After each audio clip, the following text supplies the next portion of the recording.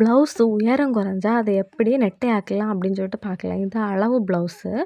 இப்போது அளவு ப்ளவுஸ்லேருந்து நல்ல ப்ளவுஸுக்கு எவ்வளவு நீளம் குறையுது அப்படின்னு சொல்லிட்டு பார்க்கணும். நீளம் குறையிறத பார்த்துட்டு அதுக்கேற்ற மாதிரி டபுளாக துணி எடுக்கணும். டபுளாக மீன்ஸ் 1 இன்ச்சு குறையுதுன்னா 2 இன்ச்சாக எடுக்கணும். ப்ளஸ் தையலுக்கு நீங்கள் இடம் விடணும். அப்படி விட்டு இந்த மாதிரி 2ஆ மடிக்கணும். ஐயுக்கு இருக்கிறதெல்லாம் எடுத்து விட்ருங்க. அப்புறமா 2 பக்கமாக அடித்து வச்சுருப்போம்ல, ஜாயின் பண்ணி வச்சுருக்கிறதையும் பிரித்து எடுக்கணும்.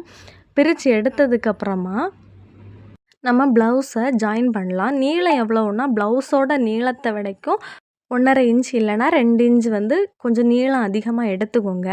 ஏன்னா நம்ம வீப்பட்டியும் ஐப்பின்னும் வைக்கிற இடத்துல வந்து மடித்து தைப்போம். அதுக்காக தான். அப்புறமா நம்ம ப்ளவுஸை ஜாயின் பண்ணி பதிச்சு தையல் போட்டு எடுக்கணும்.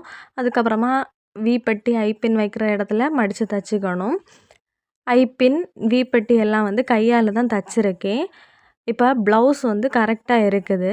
நம்ம ப்ளவுஸில் எதுக்காக ஜாயின் பண்ணுற இடத்துல பிரித்து விட்டுட்டு தைச்சோம் அப்படின்னா, நமக்கு இனி ஏதாவது போடணுன்னாலும் பிரித்து போடணுன்னாலும் நம்ம போட்டுக்கலாம்.